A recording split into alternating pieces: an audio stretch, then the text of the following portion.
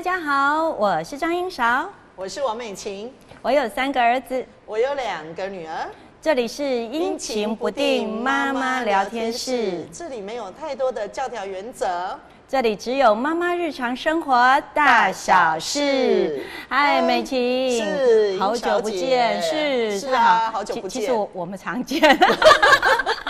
不时在线上相见，是哦 ，OK， 其实现代人哦，见跟不见哦，我们的沟通的管道跟机会都非常的多，对不对？对啊，特别像我们跟学校的老师、跟孩子们的导师，老师也没见。对呀，老师也不希望我们常常去见吧。对，也没错。但是其实天天都有沟通跟交流，对不对？是啊，都有一些管道呢。是啊，这就是我你那3个儿子，你应该最有经验了。哎呦，这真的就说来话长。我大儿子刚进国小的时候，我才忽然发现有一个玩意儿叫联络簿。为什么？你幼儿园没有联络本吗？幼儿园本来就有，很正常啊，那孩子讲话都不清不楚、不明不白的，对呀，老师代言嘛。是啊。可是国小的时候，总还是要了解一下他的一个状况嘛。可是国小的小朋友不一样啊。哦，真的，我们都觉得习以为常，都觉得要有这一本才安心吧。哎呦，原来我们是2派不同立场的妈耶！是，好，我们可是联络本都不是我在签呢。先别讲。对，我今天为了这个联络本这件事我找了这个可以来为我们稍稍解惑的来宾。是，各位这个观众朋友都知道，我们的节目一定要有一位这个女性来宾，还有一位男性来宾，没错，性别平等嘛。是啊。那我们2个谁当男的？我们中立派。我们中立派。好，那现在要为各位介绍我们今天重量级的来宾。我们首先就为我们介绍女性嘉宾。这位女性来宾，我想这个我们非常多的听众朋友、观众朋友，大家一定非常的推崇。对，这个也非常的敬佩。是，我们台南市第一把交椅的。第一把交椅的国中，这个是好像很难进哈。是啊，我们早一集来谈怎么样进这些名校，好不好？对，我们来，我们来介绍建新国中我们的前任校长高彩珠高校长。校长好。校长好。2位主持人好。是校长，您做育英才无数，但是您自己有几位孩子啊？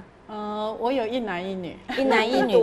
可是显然您现在应该已经升等了吧？对啊，我已经退休8年。我讲的不是退休这件事，我们讲的是您现在应该已经升格为阿嬷吧？是啊，是年轻的阿嬷。因为退休就表示年纪大了，所以你不会是为了回家带孙子才要退休吧？我女儿在我快退休的1年结婚。有衔接，对，有衔接。那您现在有几位孙子了？3个。真好。几男几女？2男1女。他们家性别都很均衡，不像我们2个的家非常的好。是，再来男生宿舍，女生宿舍。我们要介绍今天的男性来宾。那这位来宾呢，这个说来也就是这个头衔明显非常响亮。对，非常响亮。那这个我也不知道，一个这么忙的人到底还有没有空理小孩？是。对，而且今天还可以来参加我们的节目。对，特别他还是一位男性，而且是传统人士。因为我们的节目邀请过的男来宾里头，就属他年纪最大。真的吗？对，你怎么可以给人家爆料呢？不行，不能这样讲嘛。毕竟这个不同世代的人，对，听不同的想法。是。来，我们要为各位介绍恒康生技的这个创办人，也是我们生科博士王俊杰王博士。来，王博士跟大家打个招呼。好，大家好，主持人好，还有校长好，我是俊杰老师，我叫王俊杰。是俊杰，这个跟我们说说你有几个孩子？我有4个小孩。4个小孩。3个女的，前面3个都是女生。然后最后1个才是男生。你这是我不是为了生男生才听的。他解释了，不是为了，这都是机缘，这是机缘，就是刚好前面3个就是女生，然后后来就最后其实也没有什么，就突然间又有了，然后也都不是计划当中的，然后有的时候就是男生。不好意思，您4个小孩都非计划中生育吗？可以这样子讲也就是都是没有计划中想要有小孩的。就是蒙着眼睛，然后他就来了。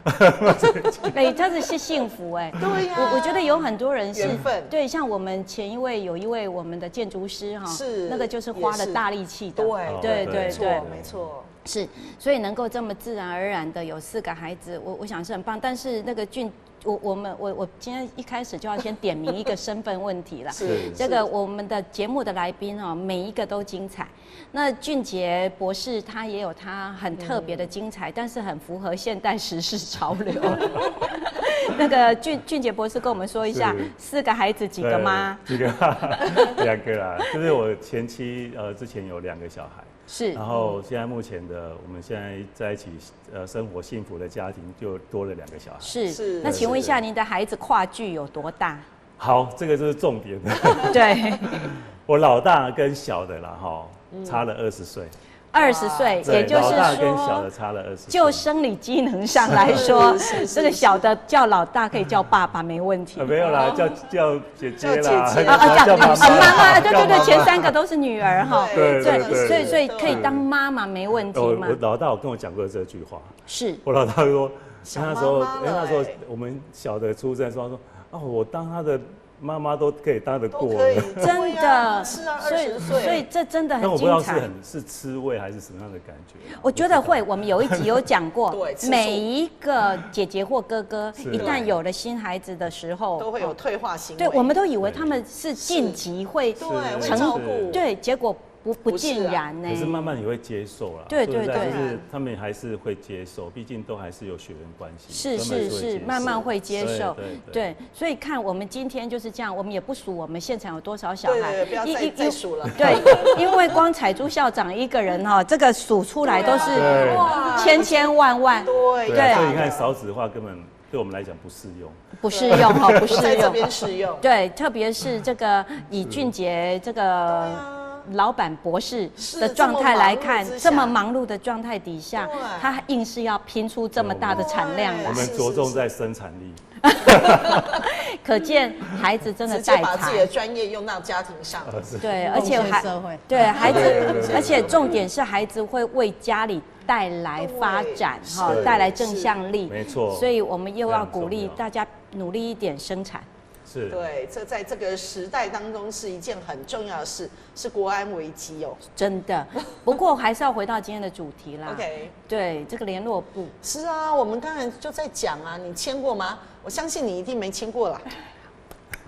对嘛？你看就被我讲中了。不然你是有签哟？对啊，我刚才就诚实说啦，就不是我签的。对嘛？那你何必又要 cue 我呢？对呀，总要拉一个人下水。所以我们到底都谁签的？当然是家中的，好。我家比较特别，你们家是家长签哎？是啊。我们那个家长签名栏通常是孩子签的。哇，真的？所以他认为是他。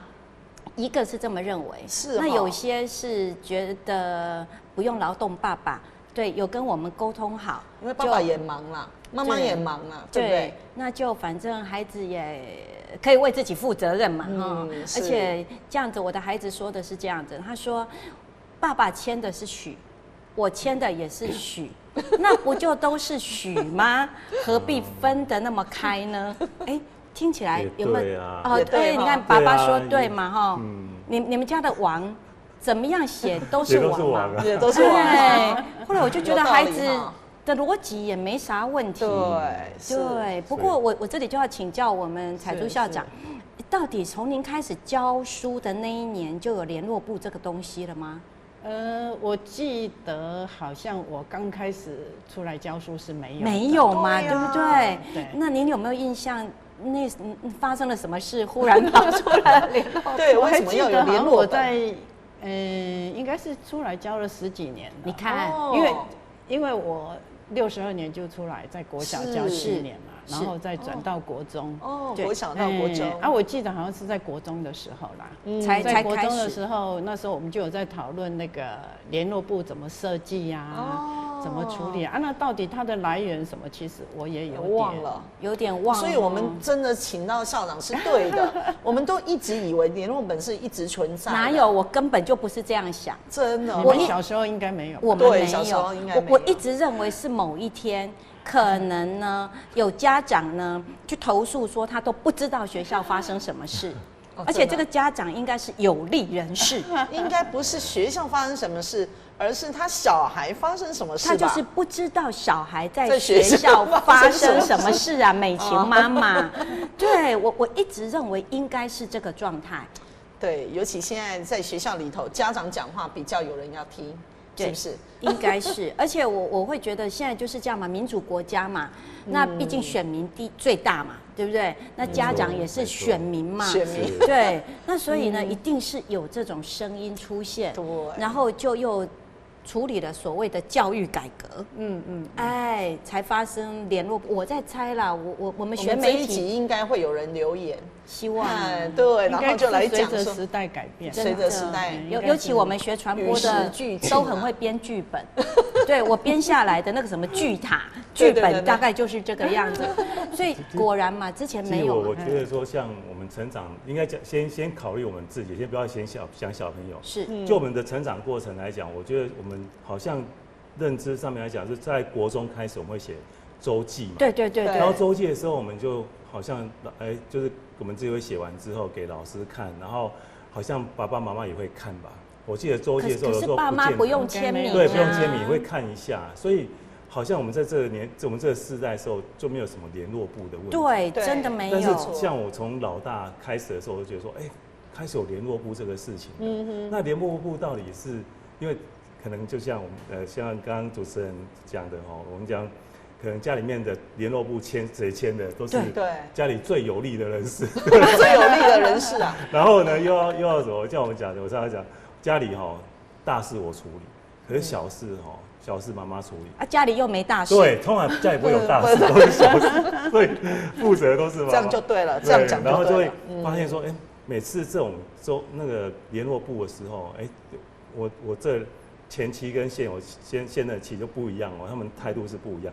他们在签联络部，像我们前期，他是一个很高压的，他们就给老师压力，就会签高压，我听成高雅，高压的，就是除了给我压力之外，也会给小孩子压力，也会给老师压力，就会写得很满，写得非常多，每天啊，很认真写。我看他写那个小孩子的联络部，我都觉得说哇。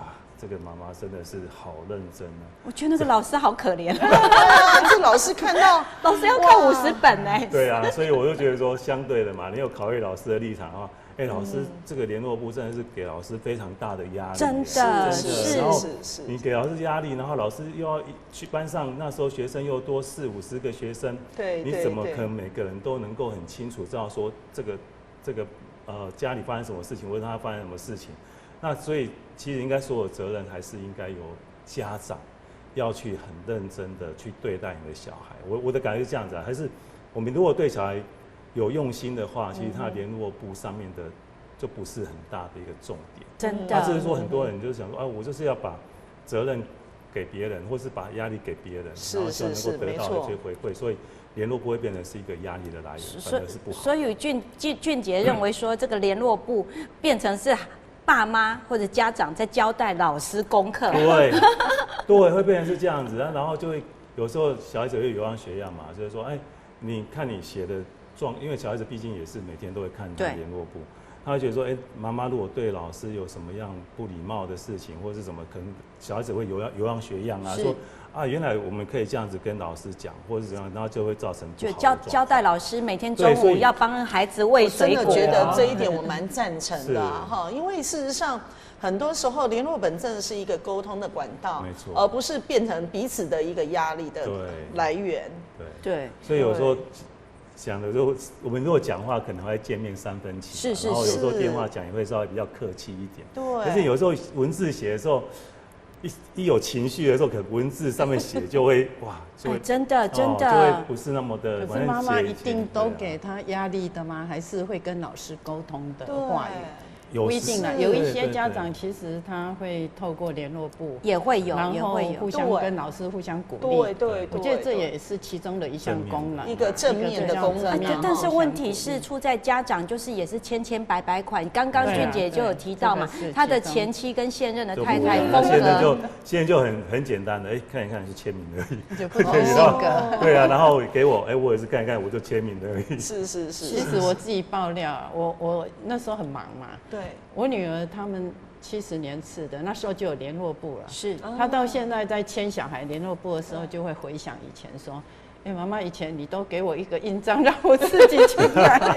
哦，终于爆了，直接刻印章就盖上去，直接盖上去。因为我们发现，其实我们有观察啦，小孩的行为，或者说，他对学业的表现，他是可以自主，而且他很正常。对，那我也认真去在旁边观察协助了，所以我觉得也很放心嘛。对。其实综合刚刚我们这一个段落里头，俊杰跟校长所谈的，也就是说，你家长如果日有跟孩子之间有一些认识、跟理解、跟陪伴，没错，对不对？那事实上，那个联络部其实真的是一个，也就是一个形式而已。但是我知道这个形式对学校的老师来讲，它就变成真的是一个功课，对不对？还要收起来。我当老师的时候觉得，是我那时候50几个学生吧，你拿来那个压力真的，而且真的要看，而且要是没有人教，是不是又有压力啊？对啊，不过我倒是会跟学生自己成立一个，我跟学生对话的联络记录簿，这个真的反而更重要。当老师的时候，对我觉得这个很重要，因为有时候有一些老师跟学生提及话，他也许他不想让家长看到，对，有秘密小语。有一个问题就是其实我们小时候啊，不是老师都会有家庭访问吗？是，那时候可能没有联络部嘛，可是有家庭访问，而现在好像都没有家庭访问这件事情。就是因为时代在变，因为现在的社会的安全感比较没有，是彼此之间的信任感。尤其我们幼教又都是纯女性，我们有一些私立的，或者是有一些幼儿园机构还是会要求幼儿园老师要去做家访，可是都要求要2位陪同。对，是我刚当老师的时候，我班上每一个学生的那个家里面，我都一个一个去过，哇，每一个都访问过。那时候好像是必要的，对，必要的工作。对我这个换回我幼年的印象，老师要来的时候，妈妈会特别扫除哦，还要宽那个食物哦，水果要摆出来，说今天老师要来，然后呢要说，我们家里是非常有家教的哦，现在异化时代的不一样，对。不过刚刚就在讲哦，我觉得彩珠校长刚刚提到说。这个孩子跟老师之间呢，这个私密管道，对不对？我觉得这个真的很重要，不容易耶，这真的不容易，而且要有一个彼此的信任感。对，比如说孩子愿意跟老师分享，他也要相信这位老师说，我现在讲的，你不要跟我家长讲。对，彼此之间要看状况，对，要看状况，对不对？但是我会觉得有些实在是孩子可以自己做自己的主人，对，所以这时候你用鼓励的方式或者培养他自主的能力。我都会运用这样子的一个，不愧是校长真的，这个就是真的是老师的这个超典范榜样，对。不过我们刚刚就讲到说培养孩子自主的能力哈，到底是时代真的有差异？还是这个我们想太多，因为我觉得现在还是父母亲做太多。现在对孩子的这个自主能力是我反而会觉得像我们这样亦步亦趋的，实时的去这样子紧盯吗？还是盘旋吗？有一阵子流行直升机父母。对，我不晓得像俊杰老师，对他的头衔太多了，老板啊，对，没有，他真的是老师哦，对，他也在东海大学，在家药有兼课，对，所以您的孩子一差2个世代了。那您觉得那个时候的孩子跟这个时候的孩子，当然性格上的差异我们先不要讲，就是说整个环境的变迁，你觉得有什么不一样？其实最大的部分就是说，因为我们这2个大的，他们在整个成长的过程当中，可能就是因为那时候也要看父母亲啦，因为父母亲可能比较忙比较累，然后那时候因为又有双薪家庭，然后又要去工作，所以小朋友变成说是他们必须要自己照料的事情比较多，自己去面对的事情比较多。那可能父母亲给予的就是你发生什么事情，有重要的事情跟我们讲。那久而久之，就突然间就没有重要的事情了，就他们自己会处理。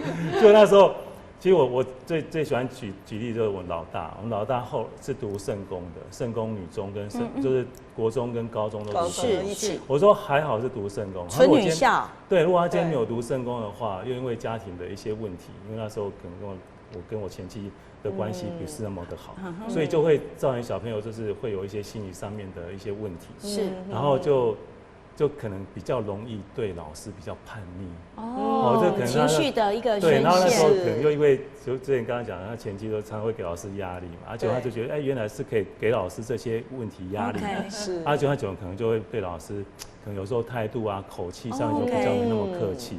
那后来读圣公，因为圣公还是比较有一些感化的作用的，他宗教学校，所以他是其实后来虽然没有考得很好，但是还是上那个海大的航管系，对，所以还算可以。他现在工作来讲，我觉得他自己也蛮独立的，非常好，他也蛮独立的，就是说整个过程来讲，其实我觉得还蛮放心的啦，就是还蛮独立。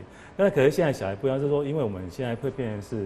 因为我跟我太太是一起创业的，我们大概创业这10年下来，创业也很忙很忙，但是我们反而是比较有时间可以陪小孩。OK， 所以小孩呢，就是说，不管是接送啊、过程啊，那他们都会这样。但是就是我讲的，我们会不一样了哦。就是他现在联络部的时候，我老婆是用一点恐吓的语气说，如果他在家里不乖的时候，他就说我联络部要跟老师写说你在家里不乖。对，我还是不一样的，是。前期是给老师压力，他是说给小朋友压力。如果你不乖的话，我就要跟老师讲说你怎么样不乖，要叫老师跟你讲，他就反而会更注意这些事情。所以联络部还有另一层的恐吓作用。所以说世代的部分就是看家长怎么去教啦。但是现在目前大部分家长毕竟还是很爱惜自己的小孩，就是说会比我们以前会疼惜多了，因为毕竟现在少子化啊，公阿嬷也疼啊，爸爸妈妈也疼，所以小朋友会变成说我们要怎么去把他教育的更不要那么的依赖性，然后又能够独立，然后又能够真的是懂得去尊重别人，这个就真的是不容易。所以我们这位俊杰爸爸您走过了20年，你有没有发现说大环境也把爸爸教的不一样？对，真的，我觉得我也在进步，也在成长。其实倒也不是你忙不忙的问题，对不对？而是被逼迫的，被这个环境引导的，你变成是我现在也要这么做才叫一个好爸爸，对不对？对，然后再重点是。老婆也会教嘛，年纪也有关系，又来了。我们上次我们那个雷建筑师有说，就是他42岁当爸爸嘛，是，所以各位又是这句话了。我们所有的观众朋友，不要想说自己年纪大了不适合，其实年纪大了更合适，对不对？真的，因为你年轻的时候，像我老大生的时候，我那时候真的只有27、28岁而已。那时候其实正血气方刚的时候，但我老大跟我感情非常的好，也非常的好。只是说那时候我们会很直接，我们看到他不对，我们就可能会很生气，会开始发脾气。可是现在不是，现在是我会看他在搞什么，会先观察，欣赏的方式了。对，真的这种欣赏，会看他在搞什么。他这种态度、这种反应不一样对，这种反应，他到底是要表达什么，或者是说。他能够带给我们，虽然我们也还是很生气，但是那种就是会停下来先观察，然后自己会有一个沟通的，反正我们自己会先去思考啦，不会说一下子就马上发脾气出来。是，对。不过我就是要问一下我们彩珠校长您从60几年一路教书这样走过来，您有没有发现家长的变化也蛮大的？确实啦，因为真的说不变化，当然就我们社会的进步还是会变化，而且现在家长知识水准也都是不一样，普遍提高嘛，我们大家的学问也增长了，所以而且现在就像刚俊杰老师讲的，有时候家长现在的年纪也都比较高龄，真的是高龄，所以那个思考模式是不一样，不一样。从我身边看起来，因为我记得我小时候，妈妈对老师的交代是，不乖就来拍，说老我讲，等来我会个拍就干，是不能的。现在是完全不一样，是。可是这样子，校长从您在教学的实务现场来看，你会不会觉得就这个变化哈，感觉起来那么明显？那老师的工作相对的也对呀，更不容易。对，所以我觉得老师的智慧很重要。是说，而且老师要面向要看得很多元啦。我是常鼓励，我以前在建新的时候，也是我们面对的家长都是这么像2位教授，或者是我们的孩子也都很聪明，孩子很聪明啦。所以我就开玩笑说，我们的老师被孩子训练得很聪明了，不过他们知道用什么方式去对待这个孩子。可是因为您从教职到所谓的行政管理职，您有没有常常需要安抚一下老师们受伤的心灵？我觉得应该有可能，应该常常要。您要不要举一个？因为您现在不在行政职上，应该可以这个解锁密码分享。您有没有您自己觉得？其实透过联络部，有时候真的就像刚刚讲的，会在联络部上有时候言语上的冲突。是。那在这个言语上的冲突，因为你已经写下来了对，改不了了，很难收回用立可白把它白过去，然后老师还会拿起来对光，去看看上面到底写什么，这都没办法。所以这时候校长就要出面，对，不像现在LINE都还可以收回那联络本是不能的，你一写就没办法，啦。对啊，还遇到像我这一种的，我就把它拿起来对光看，你到底本来写什么？对，所以校长，你有没有遇过最难处理过的事情？您自己有印象的？我有印象的在联络部上的话，你是指联络部吗？是联络部上的话，大部分都是说，譬如说家长如果对老师不太客气，对，那种言语上的不客气，是。有没有那种比较过分的要求？比如说要注意孩子还有带衣服啦，中午要帮我们换衣服啦，然后那个辫子要重新编好。应该比较少吧？我当主任的时候，如果提到这个例子啦，对，我当主任的时候曾经这样，因为其实那个对象那个是我自己的同学的孩子结果他的老师要求他一定要穿某一种球鞋啦。是老师的要求。对，然后在联络部上可能要求家长一定要去做。但是家长觉得说，我这个球鞋方便，或者说，我的孩子他觉得这样对他是舒适的。对，是，因为我们教师还是我的同学对象，他自己本身也是老师嘛，他觉得你不需要到这样的要求程度。对，所以我们刚刚想会告状到我们教务处，因为我们刚刚是想说家长压迫老师啦，回过来也会有比较特别的老师提出要求。我记得那时候我们曾经在联络部上就是孩子有作业回来说要去录夜市的声音，其实是一个很多元化的作业嘛那但是呢，爸爸忙，妈妈也忙，然后一听到要去夜市，爸爸就立刻说。我们又不逛夜市，为了这个作业要专程跑夜市，这么热，我就说那不然请问一下家长嘛爸爸，请问我们该怎么办联络簿上写说我们家不逛夜市我说家长交代就这么大辣辣的，对，直接跟老师这样写，所以我就只好在那上面写说老师不好意思，爸爸说我们家不逛夜市。那老师看到这个联络本就傻眼了，然后来怎么办？好，老师就有智慧了，这么难搞的家长也可以回应好就好了。是，对，所以我会觉得所以我在学校，如果我当校长的时候，其实在联络簿上发生的冲突，除了就是家长会不礼貌的话之外啦，其实其他的就像您讲去逛夜市的这种功课或什么，我们的老师还是能够接受，第一时间去解决，他还是有办法解决，还是有办法有智慧的解决。到我这里，对，不过啊，因为现在啊，除了联络部依然照旧之外，现在多了一种工具。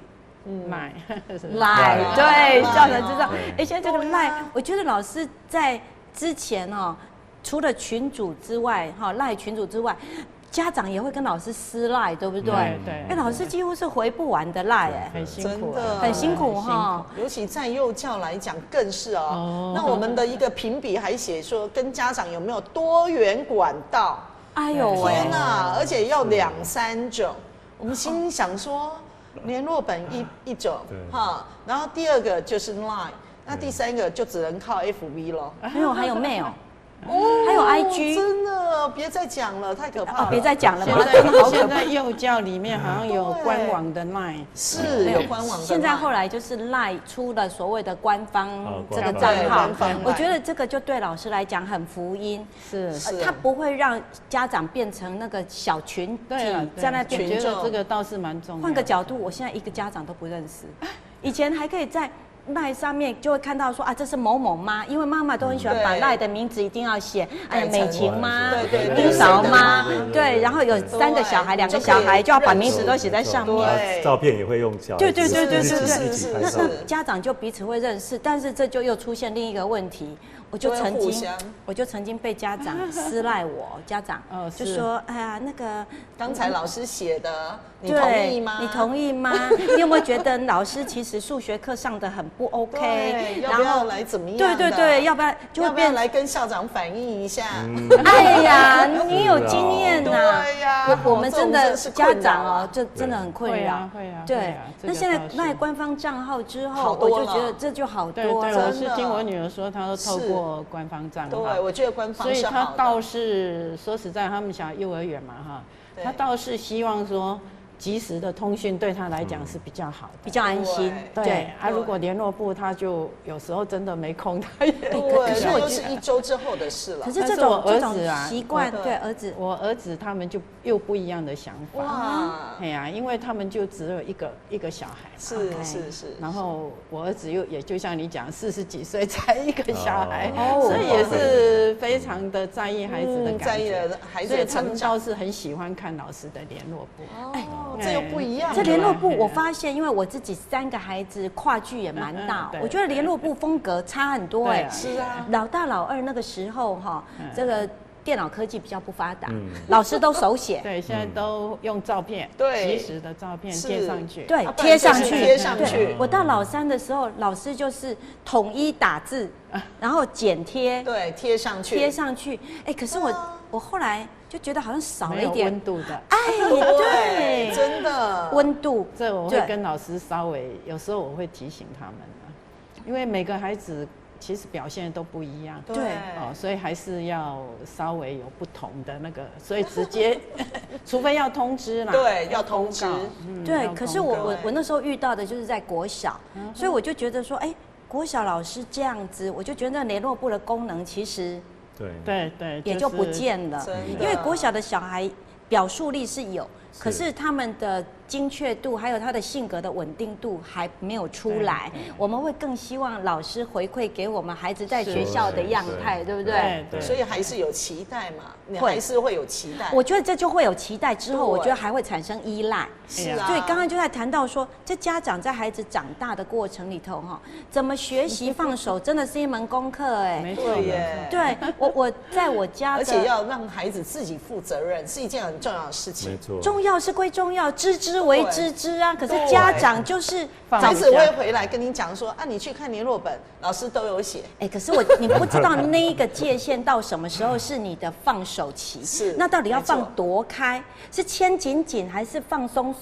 搞不清楚。因为我第一次去参加儿子的高中的那个又上一阶了亲师会的时候，有家长举手就跟老师说，老师，我们等一下是不是要来组一个家长群组？老师就说哦，没有哦，我们高中不做这个。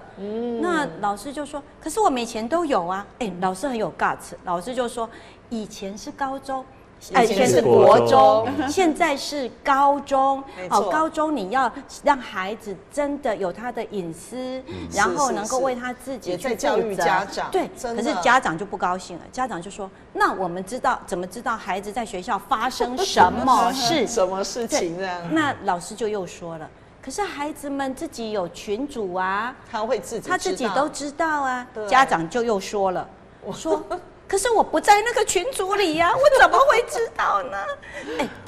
这个引发很多家长共鸣那我在现场听到，我就觉得真糟糕，因为刚刚就说了嘛，我连国中联络部都对呀，就没有在签。对，结果那个状态底下，老师就讲了。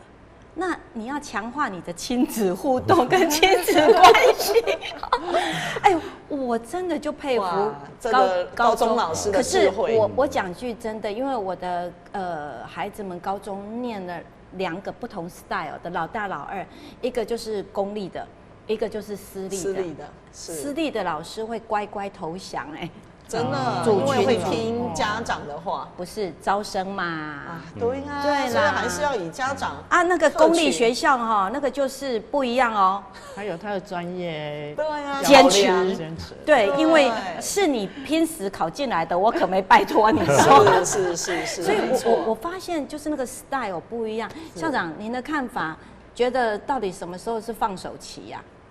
其实以我自己对孩子，我小学就放手。因为可能校长也很忙碌啦，真的太忙了，行政职。你是要从旁去观察他，但是不要像一定都要跟老师为我们做什么事情这样。对，这不是忙碌的关系，这是专业。可是现在可能真的大家少子孩子也少。然后家长彼此之间，就像你讲的那一通来通去彼此给，其实这样也是彼此给压力。真的，我觉得家长放手这一件事，家长的巨大功课，因为我们到了大学我有一天还收到学生家长的 LINE。对，我在想说他怎么会有我的 LINE？ 一定是入侵了他儿子的手机，偷拿去转传分享的。我觉得啦。可是如果你没有加他，你还是没有办法读得到。我跟你讲，我们当老师的又一个毛病了。看到人家加我们就加了。不是，因为你看得到他的讯息，那一看就说他有说他是某某某的妈，你一定要收啊。某某某就是你的班导生，你怎么能抗拒呢？我还想说发生什么事，可是一边收下来，我想说他怎么有？结果呢，这个家长就问我了，说他儿子今年的要毕业了，他的学分到底够不够？他到底怎样？他可不可以什么？我说这不是你儿子的事，怎么会问我呢？我也不知道对，因为我们大学老师不可能知道每一个孩子修课的全部细节状态。是。后来妈妈就跟我说：“老师，那你看不到吗？”我说：“我当然看得到啊。”她说：“你就看完再跟我讲啊。”哎呀，我说这是大学也不放手。对，我说那叫个资个资，因为孩子22岁要毕业了，他是独立成人，这是个资，我怎么可以看完跟你讲？那妈妈就很可爱了。妈妈说：“你跟我讲，我不会跟他讲啊。”我说：“别闹了，这是犯法的事情对，你怎么不问你儿子呢？”他就说：“我怕他说错。”可是我后来发现，很多担忧，这样的家长不止一位，不止一个。对，所以俊杰啊，你的孩子们，讲到放手这件事情其实说实在，我还是一直想法，就是我们小时候是怎么长大的？是。为什么现在小孩子就感觉到说一定要怎么呵护，怎么栽培，怎么样？其实我们小时候因为住乡下嘛，他每天就是爸爸妈妈根本就是做自己的事情，在工作可能种田可能什么渔业什么。每个都很忙哪有办法照顾到小孩？不可能可是我们还是这样长大啦，而且长得好好的。对，长得好好的。所以我就觉得说，所以我在教育，我在看我的小朋友长大的时候，我都觉得跟他讲，爸爸妈妈能够给你的是什么？能够给你的是什么？就是你要读到你要读到大学，读到博士研究所，我们能够去让你读书的，你就尽量读。这个绝对我们一定该给你，我们就会给你。但是你如果说你今天要工作额外的这些消费干嘛，那是不行，那是你自己要去赚钱，自己要去赚。那甚至你以后要出国去读书，不好意思，出国那个费用比较高，你可以先去赚，赚完之后我可以资助你一部分，但是不是全部。所以我们从小我就会跟你刚才讲，爸爸能够给你的就是这样子。那你们要不要长大，这不是我的事情，因为毕竟长大是你们自己要去，以后还是面对事情，还是要你们自己去面对嘛。所以像小的就是我后来因为我去上一些课程，也花了蛮多钱去上，跟我老婆去上课程。那我们像就是小的跟这个姐姐，就是小的姐姐出生的时候，我们就会给她一个誓约，就是我们希望她可以变成是出生的时候就爸爸希望你可以变成是一个热情啊、有爱啊、勇敢的一个男生，然后就是让他知道说他未来就是要走这个方向去，有这样子是一个天生的一个本领存在。那你要放手，不是说我们今天看联络簿就不会就有用的，因为小朋友可能如果真的很厉害的话，他可能用很多种方式都可以让你不知道他在干什么。对，所以我觉得说应该是从小我们要跟他接触之后，然后很多事情就放手让他去做，这样子的话可能对小孩子的发展会比较，不然像我们都在大学教书，我们会觉得说，现在的大学生很多真的跟高中生是一样的，他没有办法去独立，他没有办法独立思考，他没有办法去独立说，我真的是想要做什么，说要去哪里玩什么，他可能都还要依赖很多事情。那这个就是一样嘛，你的原生家庭造就你这个个性，造就你这个观念，造就你这个想法，所以你长大之后可能就会所以现在为什么这么多宅男啊、宅女啊？像我们周边认识的很多人，就是真的长大他就不工作啊，他就是不想工作啊，而且长得也是一表人才，他就是不愿意工作。所以这个很多时候我们看太多了，我觉得说小孩子我们都给他的是这样。那联络部沟通这个是我们讲可能是形式会过于但事实上也是有啊。可能如果譬如说今天像我们要吃药啊，小孩生病吃药干嘛的，要跟老师沟通联络，这个都还是必须要。但是我还是要讲一句，现在的老师真的是越来越好。为什么？因为现在一样嘛，你少子化，老师竞争压力也很大，如果他不做好的时候，一下就被淘汰掉了。所以不管是从现在是有小孩，可是找不到好老师。所以真的，所以幼教或者是国小、国中，其实老师都不断的在淘汰。但我觉得说也是都要相信老师他们自己的专业，然后他们其实也很忙。不能把这种责任去借由联络部要给真的老师也要回家顾小孩。对啊，那你反正爸爸妈妈现在很多看到社会新闻，就是爸爸妈妈平常就不照顾，结果儿子发生事情了就推给老师、推给社会、推给谁？其实这都是不对，就是你爸爸妈妈真的就是要真的去好好的，就是发生什么事情，真的这就是家庭的问题，就是你家庭造成。对，所以就一个很忙的爸爸，一个事业家爸爸说出来的话，就是再忙都还是要投注在孩子，而且我觉得跟孩子之间的陪伴互动，也可以让我们重新去反思啊。没错。对，而且刚刚俊杰这个老师也有提到说，现在的老师他们越来越好，因为有招生压力嘛，对不对？学生越来越少，可是我们也要想想看，有没有可能到最后过犹不及啦？在家里爸妈服务的很好，到学校老师们又服务的太好，甚至于呢也不敢真的去太叮嘱小孩那这样会不会整个的大环境又少了给孩子们成长的机会啊？这个校长得救哈，对，真的是老师会担心嘛，那干脆就不要处理，没事嘛，什么事都说好，没关系，可以啊，平安就好。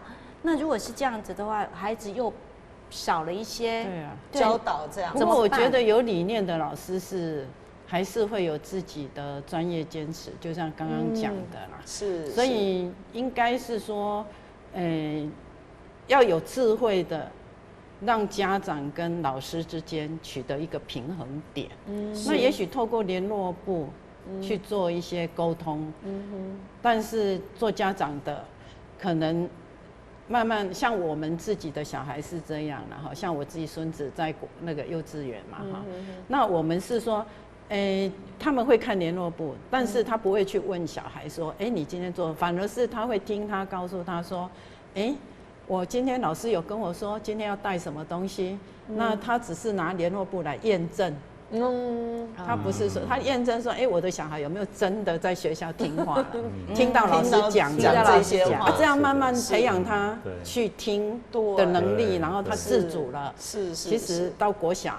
差不多，其实国中我觉得联络簿也就差不多可以放手，应该姓许的就许自己签，姓王的就往自己来就可以了。也是啦，我的结论我是觉得应该是这样，要回归到孩子自己身上，对不对？不过我在想刚刚俊姐也有提到，就是说你们在后来要生孩子，你们夫妻有去上课？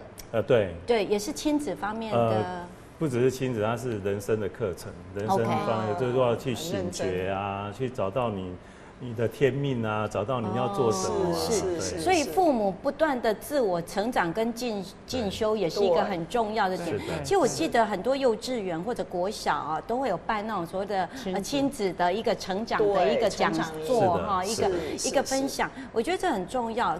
国中好像反而比较少，国中也是就是只有亲师讲座，对，可是也是会有专题讲座啦。对，可是我觉得形式性多于实质感。其实我觉得班亲会其实蛮重要，可是有些家长很忙，就不一定会来联络的。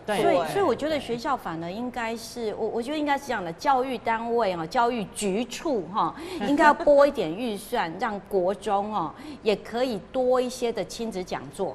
那因为尤其特别是国中的孩子本来就是我们所谓的青春期嘛那荷尔蒙不太协调的状态，刚好妈妈爸爸也在更年期，其实我两个荷尔蒙这样子相撞，荷尔蒙的对撞吗？其实我现在在家庭教育中心担任咨询宣导校长，所以他也有很多专案就是亲子的专案。那学校要去申请，然后就可以一起来做。但是国中真的是升学压力忙不过来，真的，所以大家就会去疏忽说要去做这个，就要列入学校的经营评比的时候，评比的时候又给校长压力，就要放进 KPI， 就会去申请了。所以明明可以有钱申请那所以就要请我们所有的这个校长们真的也要稍微注意一下，有这个资源，因为降低亲子的冲突也会降低亲师的冲突啦，然后会让一个学校的经营更圆融。对，我真的觉得这是一门共同成长的课程所以爸妈也不是说我离开学校以后我就不学习了，那自己买一本书读，有时候也是有读不能通啊。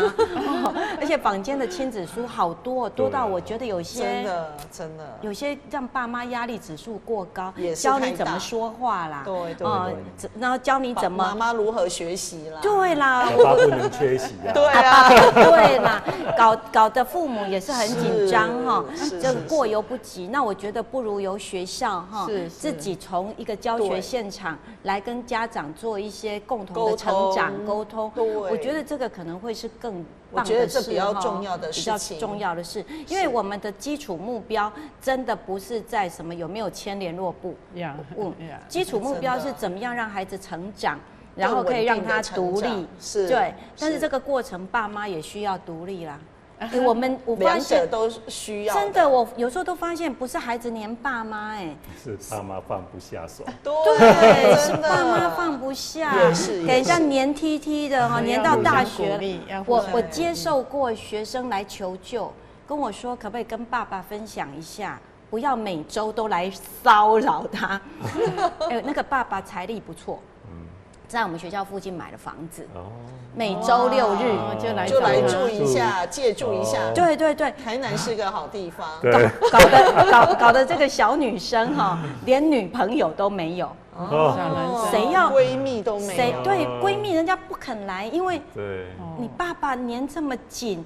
一个欧丽桑人家不喜欢，所以我才说现在是父母亲也是一个更年期，他有分离焦虑啊。他也有担心说，这个小孩飞得太快，他自己的空巢期嘛。我们会像我猛地一回头就发现，怎么3个孩子都不肯跟我手牵手过马路。对啊，我呼吁一下我的儿子，你们谁有看到节目的，麻烦下次牵我的手过马路好吗？还有老公牵就好了，老公牵就好了，对不对？我有2只手哎，对，所以也要懂得放手。另外一个手拿包包。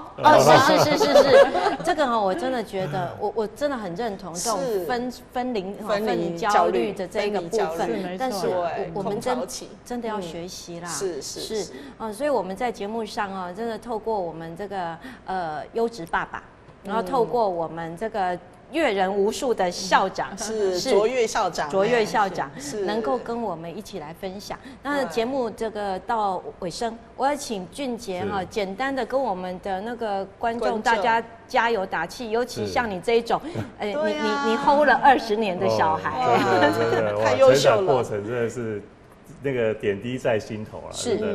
其实我还是跟各位观众朋友做一个比较，就是反正照顾小孩是一辈子的事情。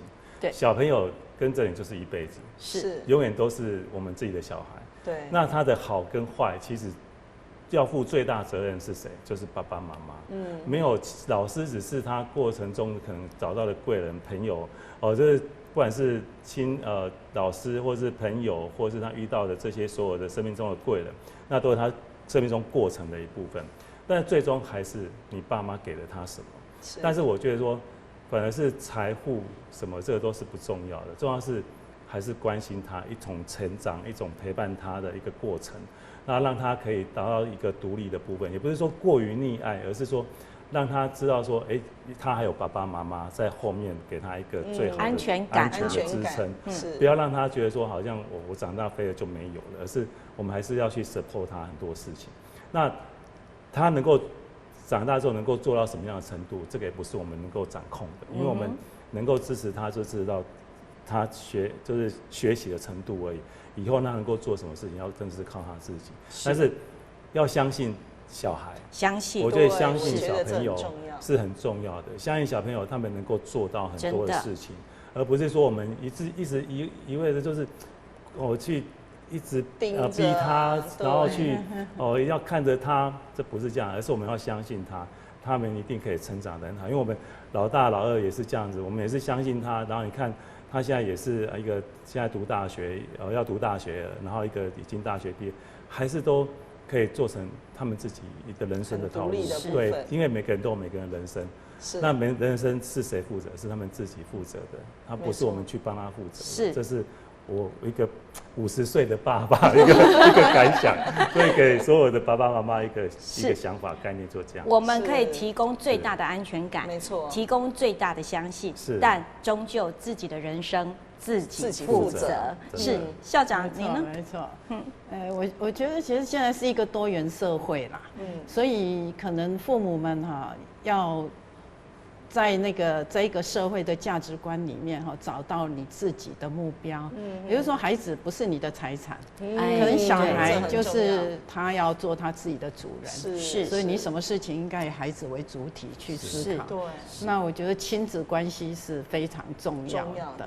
像我们不管他未来成就怎么样，你都能够跟你的孩子在适当的时间能够对话，他愿意陪伴你，不管你的年纪到什么程度，到什么年龄，你的孩子都跟你是很 close 的。我觉得这是蛮需要的一件，所以这是学习啦，真的。因为我们每一个人随着年龄不同的阶段，我当妈妈的时候我也很紧张，我也一直要我的孩子怎么样，但是现在回头来看，有些其实是没有那么必要的担忧。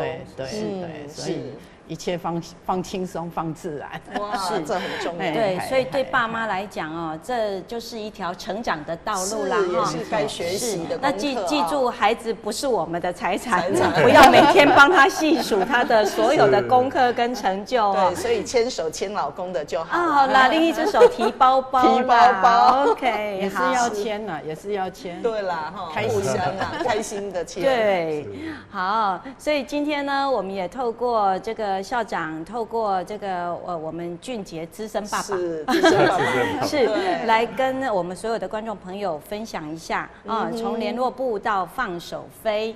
是节目的最后，我们还是要邀请来宾跟我们一起宣誓最后那句最重要的话：有快乐的妈妈，才有快乐的小孩。谢谢大家，我们下期见，拜拜。